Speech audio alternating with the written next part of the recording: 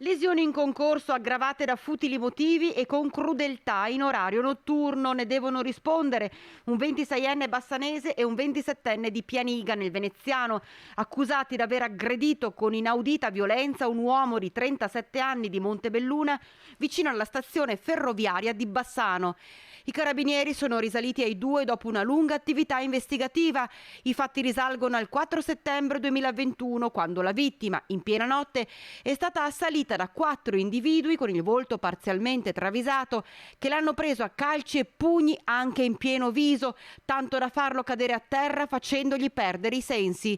Si erano poi dileguati. Il ferito, quando si era ripreso, aveva chiamato in aiuto alcuni amici che l'avevano portato al pronto soccorso, dove i sanitari gli avevano riscontrato ferite guaribili in più di 40 giorni. Sporta denuncia ai carabinieri di Via Emiliani. I militari, grazie alle telecamere di videosorveglianza e alle descrizioni della vittima, sono risaliti ai due principali autori dell'aggressione. Per loro è scattata la denuncia per le gravi lesioni.